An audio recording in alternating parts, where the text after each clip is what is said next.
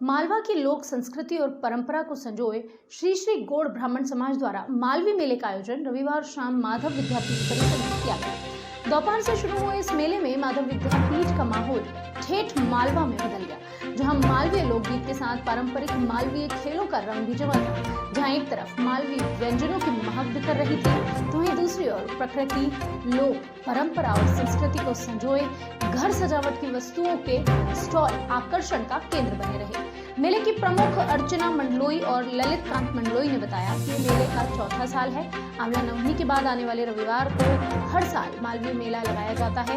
Covid आपदा के 2 वर्ष बाद इस मेले का आयोजन स्टॉल लगाने वाले और दर्शकों में अतिरिक्त उत्साह है। मेले में लगभग 70 स्टॉल हैं, जिसमें गांव के परिवेश से सुसज्जित मालवीय व्यंजनों के लगभग 30 स्टॉल थे।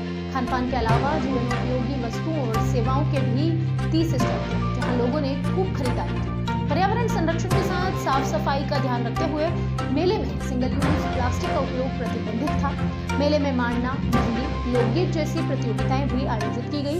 देर रात तक मेले में चहल पहल देखने को मिलती थी। रिपोर्ट। ये मालवी मेला ऐसे तो श्री गौड़ ब्राह्मण समाज का है, लेकिन सर्व ब्राह्मण समाज की यहाँ पर एंट्री है और सब लोग देख सकते हैं। और मालवा के लुप्त होते व्यंजन जो लोग कम जानते हैं, ऐसे कुछ खेल हैं, कुछ परंपराएं हैं, कुछ संस्कृतियां हैं जो हम अब जानते नहीं हैं। और नई पीढ़ी को ये सब कुछ बताने के लिए हम ये मालवी मेले का आयोजन करते हैं। यहाँ पर लगभग 62 स्टॉल्स लगे हुए हैं, जिसमें से 30 समथिंग कमर्शियल है और बाकी के जो है फूड जोन में है।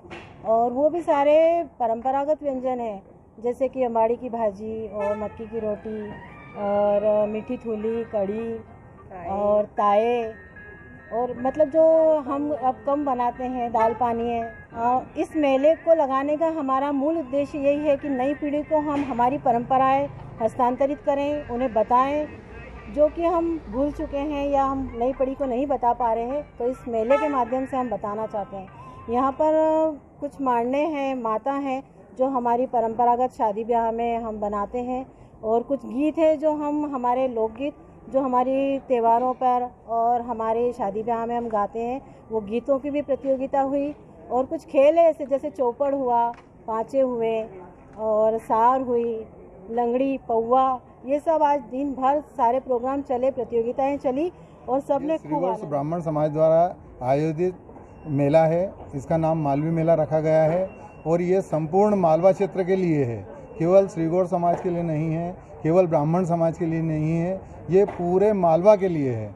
और हमारा उद्देश्य बहुत ऊपर तक का है कि ज़्यादा से ज़्यादा मालवी लोग इसमें जुड़ें और श्री गौड़ समाज इसको लगाता रहे। मेला में विशेषता ये है कि जितने भी व्यंजन बन रहे हैं ये सब घर से बन के आ रहे हैं, कहीं भी रेडीमेड व्यंजन नहीं है और बाज़ार के व्यंजन नहीं है। और दूसरी स्टॉल्स जो हैं, व्यावसायिक स्टॉल्स जो लगाए हैं, जो घरों में अपने व्यवसाय करते हैं, उन लोगों को हम प्लेटफॉर्म दे रहे हैं कि मालवा में ये जो मालवी संस्कृति को जान रहे हैं उन लोगों के लिए ये व्यवसाय लगाएं और अपनी पहचान बनाएं। मालवी मेले का ये 4th वर्ष है और मेले को लेकर बहुत उत्साह है, क्योंकि कोविड के बाद ये 2 साल के बाद आया है।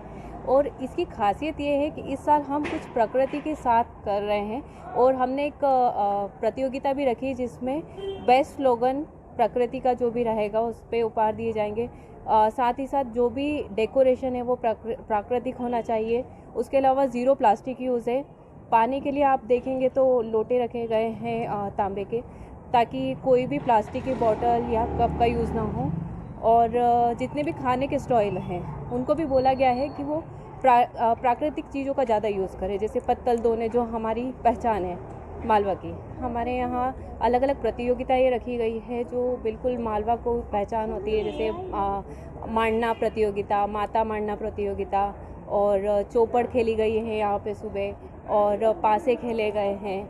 सो इस तरह के खेल से बच्चों को भी बड़े प्रोत्साहन मिला। जो हमारी आज की जनरेशन है, जो हमारे जो पुराने खेल है जिससे उनको पहचान नहीं हो पाती है, क्योंकि आजकल बहुत रेडीमेड टॉयज़ अवेलेबल है, तो उनको वो सब खेल खिला के और उससे अवगत कराया गया है। और प्रतियोगिता में भाग लेने वाले हमारी दादी नानियाँ भी थी, जिनके थ्रू हमने माता उन्होंने भी मांडी, ताकि हमको भी वो एक सहज कर पाए हैं वो एक कला को।